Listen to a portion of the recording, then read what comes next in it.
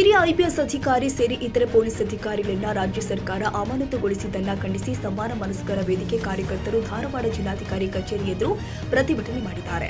ಬೆಂಗಳೂರಿನಲ್ಲಿ ಮೊನ್ನೆ ಆರ್ಸಿಬಿ ವಿಜಯೋತ್ಸವ ನಡೆಯುವ ವೇಳೆ ಕಾಲ್ತುಳಿತ ಉಂಟಾಗಿ 11 ಜನ ಸಾವಿಗೀಡಾಗಿದ್ದಾರೆ. ಇದಕ್ಕೆ ರಾಜ್ಯ ಸರ್ಕಾರ ಸರಿಯಾದ ವ್ಯವಸ್ಥೆ ಮಾಡಿರಲಿಲ್ಲ, ಬಂದೋಬಸ್ತ್ ಒದಗಿಸಿರಲಿಲ್ಲ. ರಾಜ್ಯ ಸರ್ಕಾರ ಈ ವಿಜಯೋತ್ಸವಕ್ಕೆ ಸರಿಯಾದ ವ್ಯವಸ್ಥೆ ಮಾಡಿದ್ರೆ ಈ ದುರಂತ ಸಂಭವಿಸ್ತಾ ಇರಲಿಲ್ಲ. ತನ್ನ ಮೇಲಿರುವ ಆರೋಪ ತಳ್ಳಿ ಹಾಕುವುದಕ್ಕಾಗಿ ರಾಜ್ಯ ಸರ್ಕಾರ ಇದೀಗ ಹಿರಿಯ ಐಪಿಎಸ್ ಅಧಿಕಾರಿ ಸೇರಿ ಇತರ ಅಧಿಕಾರಿಗಳನ್ನ ಅಮಾನತುಗೊಳಿಸಿದೆ.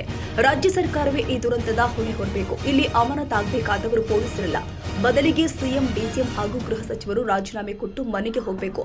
ಅದನ್ನ ಬಿಟ್ಟು ರಾಜ್ಯ ಸರ್ಕಾರ ಮಾನ ಮರ್ಯಾದೆ ಬಿಟ್ಟು ಹಿರಿಯ ಐಪಿಎಸ್ ಅಧಿಕಾರಿಯನ್ನ ಅಮಾನತು ಮಾಡುವ ಮೂಲಕ ತನ್ನ ದುರಾಡಳಿತ ಪ್ರದರ್ಶಿಸಿದೆ.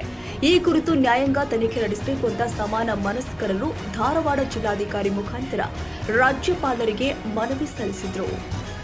ಸಮಾನ ಮನಸ್ಕರ ವೇದಿಕೆ ವತಿಯಿಂದ ಕರ್ನಾಟಕದಲ್ಲಿ ಬೆಂಗಳೂರಿನಲ್ಲಿ ನಡೆದು ಹೋಗಿದೆ.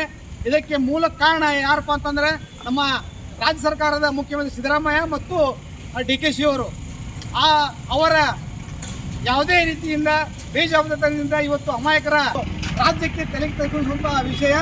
ಇಂತಹ ಸಂದರ್ಭದಲ್ಲಿ ಈ ವೈಫಲ್ಯವನ್ನು ಮುಚ್ಚು ಹಾಕಲು ಇವತ್ತು ಸಿದ್ದರಾಮಯ್ಯ ಮತ್ತು DK ಶಿವಕುಮಾರ್ ಇವತ್ತು ರಾಜ್ಯದ ಪೊಲೀಸ್ ಅಧಿಕಾರಿಗಳ ಮೇಲೆ ತಮ್ಮ ದರ್ಪವನ್ನು ಸಾರುವ ಮೂಲಕ ನಿಮ್ಮಿಂದ ಈ ರಾಜ್ಯಕ್ಕೆ ನಮಗೆ ಕಳಂಕ ಬಂದಿದೆ ಅಂತೇಳಿ ಪೊಲೀಸ್ ಡಿಪಾರ್ಟ್ಮೆಂಟ್ನವರಿಗೆ ಕಳಂಕ ಬರೆಸುವ ಮೂಲಕ ಇವತ್ತು ಏನು ನಿಷ್ಠಾವಂತ ಅಧಿಕಾರಿಗಳೇ, ಪೊಲೀಸ್ ಇಲಾಖೆ, ಸಾರ್ವಜನಿಕರು, ಕರ್ನಾಟಕದ ಎಲ್ಲ ಸಾರ್ವಜನಿಕರು ಇವತ್ತು ತಮ್ಮ ಜೊತೆ ಇದ್ದಾರೆ.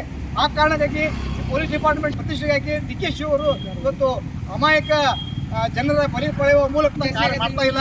ಆ ಕಾರಣಕ್ಕಾಗಿ ಕೂಡಲೇ ಇದಕ್ಕೆ ಹೊಣೆ ಹೊತ್ತು ಪರಮೇಶ್ವರ ಅವರು ಮತ್ತು ನಾವು ಇದರ ಘನವಂತ ರಾಜ್ಯಪಾಲರಿಗೆ ಒಂದು ಮನವಿ ಮಾಡ್ಕೊಳ್ಳೋದು ಇಷ್ಟ ಅಂತಂದರೆ ಇದಕ್ಕೆ ನೇರ ಹೊಣೆ ಹೊತ್ತಂತಹ DK ಶಿವಕುಮಾರ್ ಅಂತಂತಹ ಯಾವತ್ತೂ ಸಾರ್ವಜನಿಕರಿಗೆ ಸ್ವಾಂತನ ಹೇಳುವ ಮೂಲಕ ಅವರ ಕುಟುಂಬಕ್ಕೆ ಯಾವುದೇ ರೀತಿಯಿಂದ ಸರ್ಕಾರ ಇನ್ನೂ ಸ್ಪಂದನೆ ಮಾಡಿಲ್ಲ.